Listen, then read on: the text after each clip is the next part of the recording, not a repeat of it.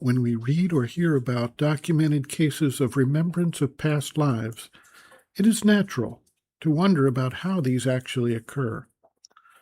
Substantial effort has been made at the Division of Perceptual Studies, DOPS, of the University of Virginia School of Medicine in the USA to follow up and document reported cases and eliminate risk that there has been some kind of fraudulent effort. They do this through interviews, checking out the details of the stories, and review of relevant factors which could not have been known to the party with this type of remembrance. There are cases where young children were able to provide specific information, names, locations, street layouts about far distant locations they had never visited. Similarly, there are cases where children who are native speakers in a particular language are able to recall and speak perfectly in another totally different language with a dialect and speech pattern that matches the place and time they were describing without any relation in the current life to any of the remembered factors. Certain key characteristics help us define what is taking place here. First, the recall generally begins to appear between ages 2 and 4, but tend to fade away by ages 6 or 7. Of the documented cases, around 70% show that the prior lifetime was ended unnaturally or violently, and the gap between the death and the birth of the child averages just 16 months. These are not characteristics of the persistent psychic being bringing forward its past life memories.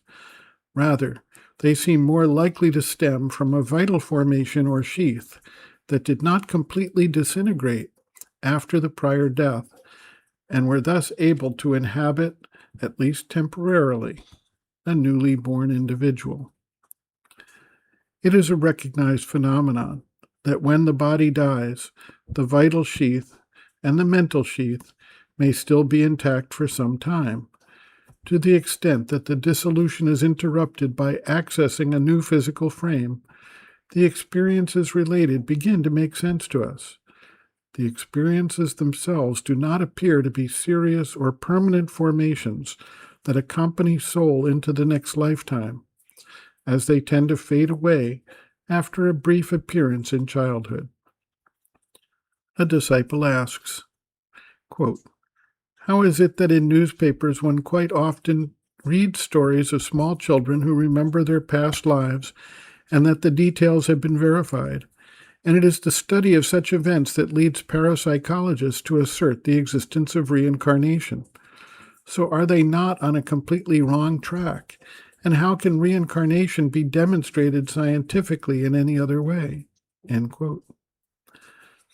The mother replies, quote, "The memories you refer to, which are mentioned in newspapers, are memories of the vital being that, exceptionally, has gone out of one body in order to enter another.